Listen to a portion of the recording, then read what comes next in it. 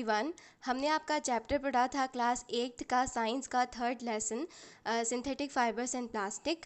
अब हम उसके क्वेश्चन आंसर्स कर लेते हैं। सबसे पहला क्वेश्चन आपकी एनसीईआरटी बुक में है, explain why some fibres are called synthetic, कि कुछ फाइबर्स को हम सिंथेटिक क्यों बोलते हैं। तो इसका आंसर है, there are some fibres that are prepared by man by using chemicals. कुछ फाइबर्स ऐसे होते हैं, कुछ कपड़े रेशे ऐसे होते हैं जो कि किसके द्वारा प्रिपेयर करे गए हैं, मैन के द्वारा प्रिपेयर करे गए हैं। और किस प्रोसेस से, केमिकल प्रोसेस से। बहुत सारे केमिकल को मिला मिला के कपड़े बनाए गए हैं, तो वो मैंस ने बनाए हैं, कोई नेचुरल प्रोसेस से नहीं बने हैं। इसीलिए हम उनको क्या बोलते हैं, सिंथेटिक बोलते हैं। This are called synthetic fibres. This are made up of small units that join together to form a long chain. Synthetic fibres कैसे बनते हैं, स्मॉल स्मॉल यूनिट्स जो होती है उनको साथ में जोड़ा जाता है, ठीक है, और एक बड़ी सी यूनिट बनाई जाती है, ठीक है, एक बड़ी सी चेन बनाई जाती है, बड़ी सी यूनिट बना देते हैं, और इसी को ही हम सिंथेटिक फाइबर्स बोलते हैं। और सेम तरीके से प्लास्टिक भी बनता है, ठीक है। For example of synthetic fibres are rayon, nylon, polyester, acrylic etcetera. ये सारे आपको नाम दिए हैं सिंथेटिक फाइबर्स के। सेकेंड, फिर आपको क्वेश्चन दे रखा है, मार्क द करेक्ट आंसर। आपको जो करेक्ट आंसर है उसको मार्क करना है। तो सबसे पहला है, rayon is different from synthetic fibres because rayon synthetic fibres जितने भी हमने पढ़े थे उससे क्यों डिफरेंट है, तो it is obtain from wood pulp. सारे में जितने भी हमने rest of the synthetic fibres पढ़े थे, जैसे नायलॉन हो गया, पॉलिस्टर हो गया, एक्रेलिक हो गया, ये पूरी है ना केमिकल प्रोसेस से बने हुए हैं, ठीक है। लेकिन रेयान ऐसा है कि इसमें एक जो चीज़ आ रही है, मेन चीज़ जो आ रही है, ठीक है, मेन जो रॉ मटेरियल आ रहा है वो प्लांट से आ रहा है, ठीक है, वुड पल्प से बनता है रेयान। इसी वजह से ये उसको डिफ्रेंशिएट करती है अदर सिंथेटिक फाइबर्स से, क्योंकि अदर सिंथेटिक फाइबर्स में कोई भी नेचुरल कोई भी पदार्थ का यूज़ नहीं हो रहा है, ठीक है, प्लांट और एनिमल का यूज़ नहीं हो रहा है। लेकिन रेयान ही एक ऐसा है जिसमें प्लांट का यूज़ हो रहा है, यानी वुड पल्प का यूज़ हो रहा है। फिर है आपको third, fill in the blanks with appropriate words. आपको fill in the blanks fill करना है। सबसे पहला, synthetic fibres are also called. Synthetic fibres को हम क्या बोलते हैं, तो हम उनको मेन मेड फाइबर्स भी बोलते हैं और आर्टिफिशियल फाइबर्स भी बोलते हैं, ठीक है। तो फर्स्ट में मेन मेड और आर्टिफिशियल, सेकेंड में फिल करेंगे आर्टिफिशियल। बी वाला है, synthetic fibres are synthesize for raw material called petrochemicals, ठीक है। सिंथेटिक फाइबर्स में जो केमिकल यूज़ होता है, जो रॉ मटेरियल के जो केमिकल यूज़ होता है वो क्या है, पेट्रोकेमिकल्स यूज़ किए जाते हैं। Like synthetic fibre plastic is also a dash. Synthetic fibre की तरह प्लास्टिक भी क्या है, एक पॉलीमर है। पॉलीमर यानी छोटी छोटी यूनिट्स को मिलाकर एक बड़ी यूनिट बनती है, उसको हम क्या बोलते हैं, सिंथेटिक फाइबर्स बोलते हैं। पॉलीमर, छोटे छोटे पॉलीज को, छोटे छोटे यूनिट्स को मिला के एक बड़ी यूनिट बनती है। तो same to same synthetic fibres में भी होता है, सेम प्लास्टिक्स में भी होता है। तो इनको हम क्या बोलते हैं, पॉलीमर बोलते हैं। फोर्थ क्वेश्चन है, give example which indicates that nylon fibre are very strong. आपको एग्जाम्पल से बताना है कि नायलॉन फाइबर बहुत ज़्यादा स्ट्रॉन्ग होते हैं। तो nylon fibres are very strong. It is use for making ropes, use for climbing rocks and for making parachutes. ये बहुत ज़्यादा स्ट्रॉन्ग क्यों होते हैं, कैसे हम दर्शा सकते हैं, क्या एग्जाम्पल से दर्शा सकते हैं, कि इनसे रस्सियाँ बनती हैं, ठीक है। रस्सियाँ कौन सी, कि क्लाइंबिंग, रॉक क्लाइंबिंग के लिए, मतलब हम जो चढ़ाई करने जाते हैं, बहुत सारे लोग रॉक्स क्लाइंबिंग करते हैं, पहाड़ पर चढ़ते हैं और ये सब चीज़ें करते हैं, तो उसके लिए जो रस्सी वो यूज़ करते हैं वो नायलॉन की रस्सी ही होती है, ठीक है। और जो पैराशूट्स होते हैं, पैराशूट्स में जो रस्सी लगी होती है वो भी नायलॉन की ही होती है। तो इन एग्जाम्पल से हम बता सकते हैं कि नायलॉन क्या होता है, बहुत ज़्यादा स्ट्रॉन्ग होता है। देयर यूसेज शोज दैट कि नायलॉन जो है वो बहुत ज़्यादा स्ट्रेंथ बहुत ज़्यादा होती है, उसमें बहुत ज़्यादा स्ट्रॉन्ग होता है। अब फिफ्थ क्वेश्चन है आपका, explain why plastic containers are favoured for storing food. कभी भी फूड को स्टोर करने के लिए, खाने को स्टोर करने के लिए हम प्लास्टिक कंटेनर को क्यों फेवर करते हैं। तो इसका आंसर है कि the characteristics that make plastic favourable for storing food items are. सबसे पहले तो लाइट वेट होता है, ठीक है, चीज़ें जो भी हमने स्टोर करी है और उससे बहुत भारी हो जाती है दूसरी चीज़ों में अगर हम स्टोर करते हैं, लेकिन प्लास्टिक की चीज़ में हम कुछ भी स्टोर करते हैं तो प्लास्टिक कुछ बहुत ज़्यादा कम वेट ऐड करता है, ठीक है। तो एक चीज़ है लाइट वेट होता है प्लास्टिक, इसीलिए। सेकेंड है लोअर प्राइस होता है, ठीक है, सस्ती चीज़ें मिलती है। प्लास्टिक का अगर आपको कंटेनर खरीदना है और दूसरी तरफ आपने देख लिया कि आपको स्टील का एक कंटेनर खरीदना है, तो कौन कौन सा बहुत महंगा आएगा, ऑफ कोर्स स्टील का आएगा। तो ये लोअर प्राइस के भी होते हैं। गुड स्ट्रेंथ होता है, गुड स्ट्रेंथ यानी अगर कहीं भी गिरा जाए, अगर कांच की बर्नी में आपने अचार स्टोर करा है तो वो गिरा दी तो अचार पूरा वेस्ट। लेकिन अगर आपने प्लास्टिक में स्टोर किया है तो फिर भले ही वो गिर जाए लेकिन अचार नहीं वेस्ट होगा, क्योंकि अगर ढक्कन अच्छे से लगा हुआ है तो वो गिर जाता है, कुछ भी नहीं होता उसमें, ठीक है। तो गुड स्ट्रेंथ होती है प्लास्टिक में। ईजी हैंडलिंग, साथ में इसको हैंडल करना में बहुत ईजी होता है क्योंकि ये किसी के साथ भी रिएक्ट नहीं करता, ठीक है। प्लास्टिक डिकम्पोज नहीं होता, नॉन बायोडिग्रेडेबल होता है, कोई भी बैक्टीरिया इस पर रिएक्ट नहीं करते, कोई भी रिएक्शन इसमें नहीं होती, ना वाटर के साथ, ना ऑक्सीजन के साथ, ना इसमें कोई से बैक्टीरिया लगते हैं। तो ये बहुत ईजी हैंडल होता है करने के लिए। तो इसकी ये सारी प्रॉपर्टीज़ इसको एक फेवर्ड साइड में लाती है खाने को स्टोर करने के लिए। अब नेक्स्ट है कि explain the difference between thermoplastic and thermosetting plastics. आपको डिफरेंस बताना है थर्मोसेटिंग प्लास्टिक और थर्मोप्लास्टिक में क्या डिफरेंस है। तो आपको पूरी ऐसी टेबल बनानी है, एक तरफ लिखना है थर्मोसेटिंग, एक तरफ लिखना है थर्मोप्लास्टिक, ठीक है। थर्मोसेटिंग का फर्स्ट पॉइंट है, thermosetting plastic can not be bend easily, it may break when forced to bend. Thermosetting plastic जो होते हैं वो आसानी से हम उनको बेंड नहीं कर सकते, हम आसानी से उनको मोड़ नहीं सकते, अगर हम मोड़ने की कोशिश करेंगे तो वो टूट जाएंगे, ठीक है। लेकिन थर्मोप्लास्टिक क्या होता है, thermoplastic can be bend easily. Thermoplastic ऐसे होते हैं जिनको हम आसानी से बेंड कर सकते हैं, मोड़ तोड़ सकते हैं, ऐसे मोड़ सकते हैं आसानी से। फिर डिफरेंस क्या है, thermosetting plastic can not be softened by heating. Thermosetting plastic को ऐसे नहीं हम गर्म करके उसको सॉफ्ट नहीं कर सकते, ठीक है। Thus it can not be reshaped once moulded. इसीलिए एक बार हमने किसी भी थर्मोसेटिंग प्लास्टिक को एक शेप दे दिया कोई सा, फिर वापस से हम उसको रीमोल्ड नहीं कर सकते, यानी वापस से फिर से पिघला के नया शेप नहीं दे सकते, क्योंकि ये हीट करने पर सॉफ्ट नहीं होता। लेकिन थर्मोप्लास्टिक क्या होता है, thermoplastic can be soften easily by heating. अगर हम थर्मोप्लास्टिक को जलाते हैं तो क्या हो जाता है, वो सॉफ्ट हो जाता है, उसका शेप चेंज कर लेता है। Thus it can be reshaped. इसीलिए हम उसको अगर थर्मोप्लास्टिक का अगर हमने कुछ भी चीज़ यूज़ करी है तो हम उसको पिघला के एक नया चीज़ भी उससे बना सकते हैं। तो इन दोनों का ये डिफरेंस था। उसके बाद 7th क्वेश्चन है, explain why the following are made up of thermosetting plastic. आपको बताना है कि सब चीज़ें थर्मोसेटिंग प्लास्टिक की क्यों बनी होती है। तो सबसे पहला होता है सॉस पैन हैंडल्स, जो होते हैं जो पैन्स होते हैं वो उसके जो हैंडल्स होते हैं वो नॉर्मली प्लास्टिक के होते हैं। तो क्यों होते हैं, तो are made up of thermosetting plastic. किससे बने होते हैं, वो भी थर्मोसेटिंग प्लास्टिक से बने होते हैं, because this plastic do not get softened on heating. जो भी हम कुकर का जो हैंडल होता है, पैन्स का जो हैंडल होता है, वो नॉर्मली काय का बना होता है, वो नॉर्मली थर्मोसेटिंग प्लास्टिक का बना होता है। बिकॉज थर्मोसेटिंग प्लास्टिक क्या होता है, हीट अगर उस पर हीट लगती है तो वो क्या होता है, सॉफ्ट नहीं होता, ठीक है। इसीलिए जो भी ढक्कन होते हैं वो थर्मोसेटिंग प्लास्टिक के बने होते हैं। Also thermosetting plastic such as Bakelite are poor conductors of heat. इसके साथ साथ में जो बेकेलाइट होता है, ठीक है, वो भी क्या होता है, पुअर कंडक्टर ऑफ हीट होता है, मतलब हीट को कंडक्ट नहीं करता, मतलब हीट को अपने अंदर से पास होने नहीं देता। इसलिए बेकेलाइट के भी बहुत सारे जो हैंडल बनते हैं। तो ये डिफरेंस था। फिर है इलेक्ट्रिक प्लग स्विचेस, तो ये सब काय के बनते हैं, तो ये बनते हैं थर्मोसेटिंग प्लास्टिक के। अगेन थर्मोसेटिंग प्लास्टिक के बनते हैं because plastic such as Bakelite are poor conductors of heat and electricity. काय के बनते हैं, थर्मोसेटिंग प्लास्टिक के बनते हैं। और थर्मोसेटिंग प्लास्टिक में भी दो थे हमने पढ़े हैं, एक तो बेकेलाइट, एक है मेलामाइल, ठीक है। तो बेकेलाइट के बनते हैं बिकॉज बेकेलाइट जो होता है वो poor conductor of heat and electricity होता है, यानी अपने अंदर से हीट यानी गर्मी और इलेक्ट्रिसिटी यानी बिजली को पास होने नहीं देता, ठीक है। इसलिए जो स्विचेस हमारे घर पर बने होते हैं, जो इलेक्ट्रिक प्लग्स होते हैं, वो सारे काय के होते हैं, प्लास्टिक के होते हैं। और कौन से, बेकेलाइट वाले प्लास्टिक के होते हैं। फिर 8th क्वेश्चन आपको पूछा है कि आपको कैटेगराइज करना है the material of the following product into can be recycled and can not B recycled. आपको कुछ प्रोडक्ट्स दे रखे हैं और आपको बताना है कि इसको हम रिसाइकल कर सकते हैं और इसको रिसाइकल हम नहीं कर सकते। तो कैन नॉट बी रिसाइकल्ड में आपको लिखना है टेलीफोन इंस्ट्रूमेंट्स जो होते हैं, ठीक है, कूलर हैंडल्स जो होते हैं, साथ में इलेक्ट्रिकल स्विचेस जो होते हैं, इनको हम क्या करते हैं, हम रिसाइकल नहीं कर सकते, ठीक है। इनको हम कुछ भी करके रिसाइकल नहीं कर सकते। कुकर का हैंडल, यहाँ पर कुकर हैंडल्स लिखा है, ठीक है, तो कुकर हैंडल्स को भी हम रिसाइकल नहीं कर सकते।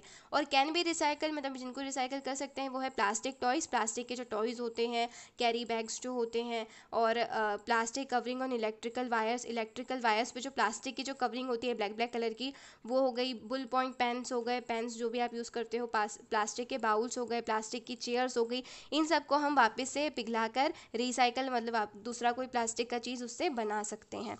अब फिर 9th क्वेश्चन है, Rana wants to buy a shirt for summer, should he buy cotton shirt or shirt made from synthetic materials, advise Rana giving your reason. Rana जो है उसको क्या खरीदना है, एक शर्ट खरीदना है समर के लिए, ठीक है। तो उसको एक कॉटन की शर्ट खरीदना चाहिए या फिर सिंथेटिक मटेरियल की शर्ट खरीदना चाहिए, उसको एडवाइस करना है आपको रीज़न देते हुए। तो क्या बोलोगे आप, Rana should buy shirt made from cotton. Rana को कौन सी, कॉटन के कपड़े पहनना चाहिए। गर्मी में एडवाइस किया जाता है हमें कि कॉटन के कपड़े पहनना चाहिए। क्यों, this is because cotton is good observer of water, it can soak the sweat coming out of our body and expose it to the environment.